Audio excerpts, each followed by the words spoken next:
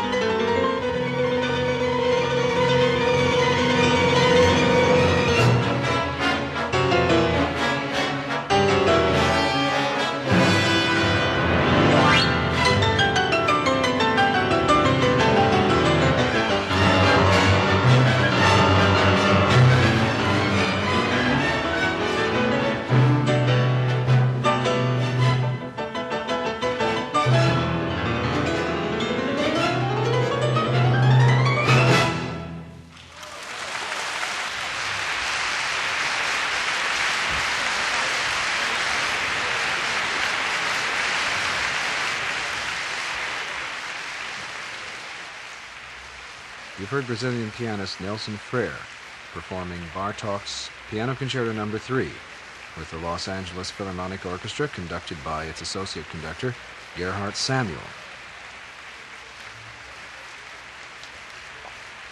Mr. Freire and Mr. Samuel turn to each other and clasp hands.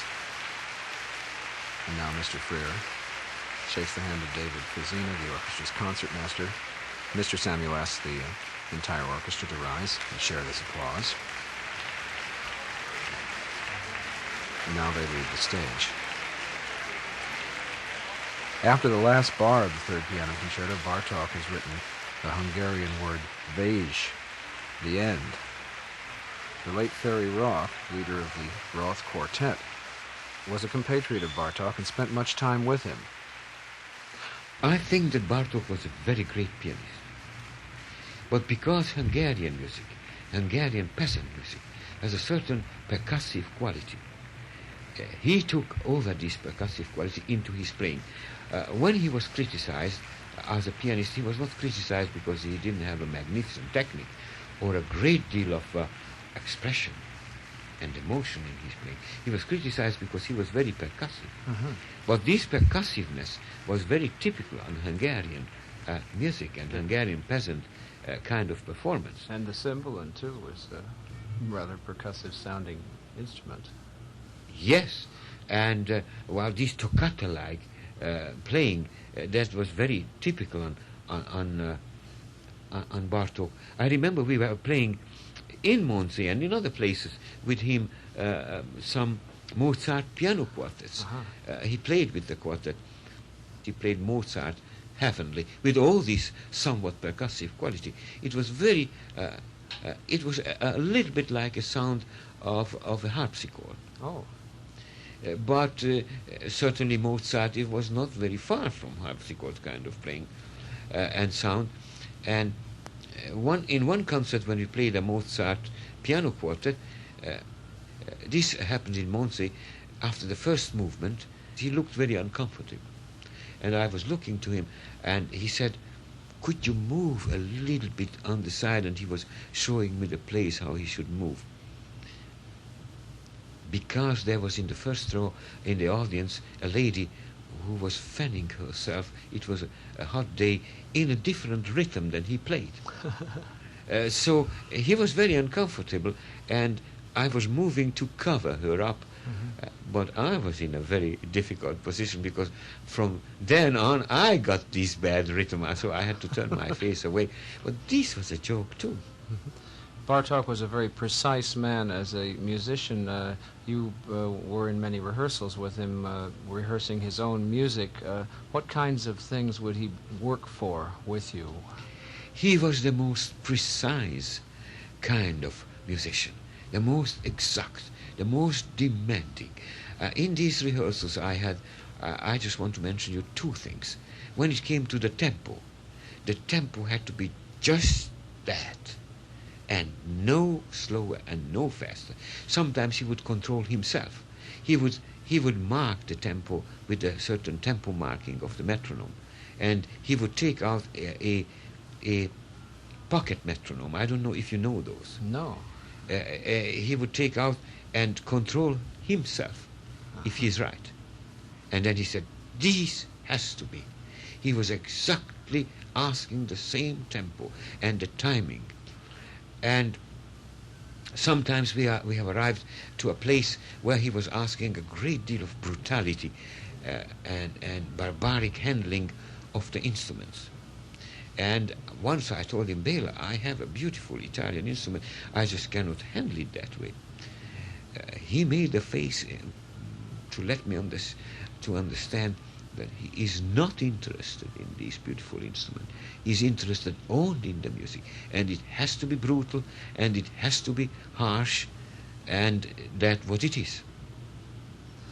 Bartók, in some ways, must have come under the influence of Stravinsky, or do you think that he did? There's, speaking of percussive effects, one thinks of Stravinsky.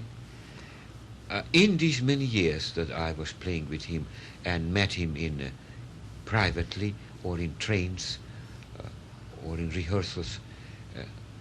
Once in a while, we were starting to talk about composers. Let me tell you that I was asking or mentioning composers like Schoenberg and Stravinsky and others. He didn't give any criticism of the others. Matter of fact, I could say that he didn't like to talk about the others. He did like to talk about his friend and colleague Kodály. And he did it because he knew that the Hungarian young composers and music world was really grouping into two.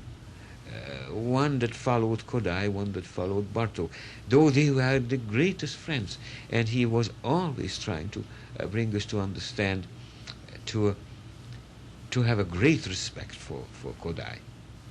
Though Kodály was the most conventional, the most conservative composer who was very much influenced by the French Impressionists in the beginning, because he was looking for something else. And Bartók was the international genius, the great master, who took all this material and idea of Kodály and made a big thing out of it. But he didn't talk about other composers a great deal. How was Bartók as a pedagogue? Did you see him teaching others? He was a great teacher. What was his method? What was his approach? His method was not to mix up 20th century methods and ideas into the teaching of the piano. The most interesting thing that is going to interest you very much, that in the Academy of Music in Budapest, which is one of the greatest musical institutions in the world, where such people were teaching as Hubai and Dohnányi and Bartók and Kodály and Leo Weiner and all the great Hungarian composers and teachers, Bartók was not allowed to teach composition. Oh. He was teaching the piano. So whatever we know about his teaching, it is teaching the piano. Because, you see, these official leadership of Hungary in his time and in my time as a student was a very conservative one. Nobody could compose like Bartók. It was the conventional type. So that was too progressive, it was too radical for teaching composition. Matter of fact, at this point I can tell you that Bartók didn't believe in teaching composition. But matter of fact, he said it many times, I don't know how to teach composition. Let me tell you an example. We had a concert in the Curtis Institute in Philadelphia one Sunday afternoon. And we left New York together without our families. While we were on the train and while we were arriving to Philadelphia, well, let me tell you, the concert started, that this little man, Bartók, came on the stage, and the whole faculty and the students of the Curtis Institute were standing up and gave him a standing ovation while he was starting to play his compositions. We played the first Rhapsody for violin and piano together, and when the concert was over, I told him, I'm sure that the president, Randall Thompson was the president of Curtis Institute at that time, is going to ask you in his office and is going to offer you some kind of a teaching position at Curtis Institute. And you know, Bela, that you need the money very much. He was in an awful financial condition that time. Exactly that happened. After the concert, Randall Thompson came and asked Bartók into his office, and I was giving him a last look that he shouldn't forget that, and he went into the office, and very soon he came out of the office, and I asked him, going back on the train, what happened? Well, he said to me that Randall Thompson was offering him a job with a very good salary, and he didn't take the position because he said, I just don't know how to teach composition.